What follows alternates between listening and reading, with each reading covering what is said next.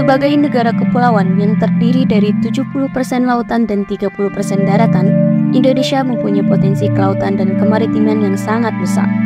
Dengan memiliki luas wilayah perairan tersebut, Indonesia juga menjadi urutan kedua dengan kontribusi 5,77% dari produksi ikan budidaya dunia. Seafood dinyatakan sebagai komoditas makanan yang paling banyak diperdagangkan secara global yang mampu memproduksi makanan laut hingga 178 juta ton. Namun, pertumbuhan sektor perikanan juga meningkatkan limbah atau hasil sampingan. Setiap tahunnya, data menunjukkan bahwa produksi seafood mampu menghasilkan limbah berdasarkan berat basah 50% dari keseluruhan, terutama kerang seperti udang, krill, dan kepiting dengan persentase limbah 70% berupa kepala dan 30% berupa cangkang. Dengan hal ini, Indonesia dinobatkan sebagai kontributor produk olahan seafood pada urutan kedua dunia sebesar 14,8 juta ton dan penghasil limbah buangan perikanan atau limbah tambak mencapai 547 ton. Limbah perikanan yang mencakup sisa-sisa ikan, kulit, dan tulang seringkali tidak dimanfaatkan secara optimal dan berakhir sebagai sampah yang mencemari lingkungan. Isu limbah perikanan merupakan salah satu masalah yang paling meresahkan dan memiliki dampak signifikan terhadap pencapaian Sustainable Development Goals. Salah satu jenis limbah perikanan ini adalah cangkang rajungan. Cangkang rajungan terdiri dari 3 bahan kimia utama yang memiliki kandungan 20 hingga 40% protein, 20 hingga 50% kalsium, dan 15 hingga 40% kitin dalam bentuk alfa, beta, dan gamma, serta sejumlah kecil astaxanthin yang merupakan senyawa alami yang memiliki nilai komersial yang tinggi. Saat ini, hadir sebuah solusi terbarukan yang dirilis oleh OECD berupa Biorefineries Models and Policy, yaitu sebuah teknologi yang mengubah biomasa menjadi produk yang lebih bernilai tinggi. Dalam biorefinery, sisa makanan dapat dimanfaatkan untuk mengurangi pemborosan dan menciptakan solusi inovatif.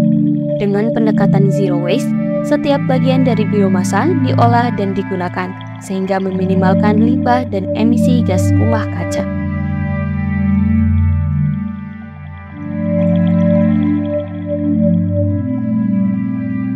Limbah cangkang rajungan memiliki potensi nilai ekonomi yang tinggi karena kaya akan kandungan protein, kalsium, kitin, kitosan, serta astaxanthin. Masing-masing senyawa tersebut memiliki nilai pasar yang signifikan sehingga penting untuk mengembangkan metode terbaik guna mendapatkan hasil yang maksimal.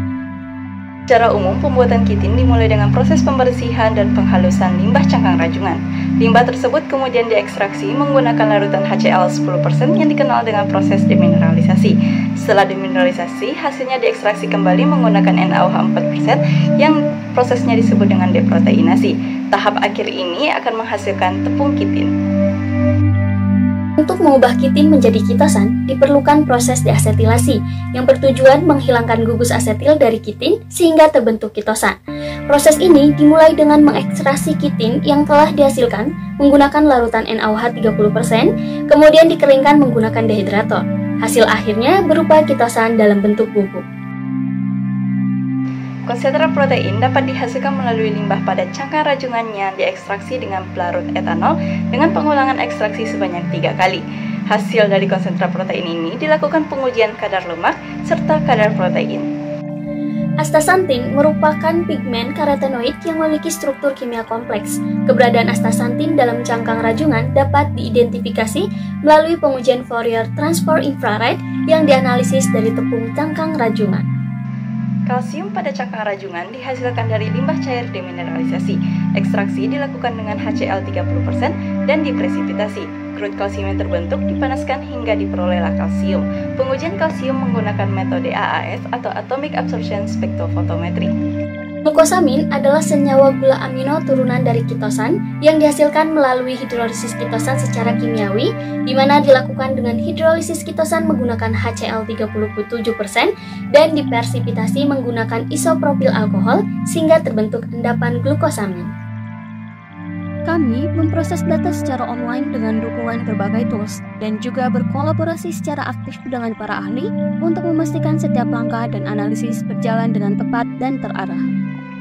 Harapan kami dari penelitian ini adalah untuk menciptakan model bisnis yang berkelanjutan dan berbiaya rendah bagi usaha kecil menengah dengan mengeksplorasi ekodesain proses biorefinery dari limbah cangkang rajungan.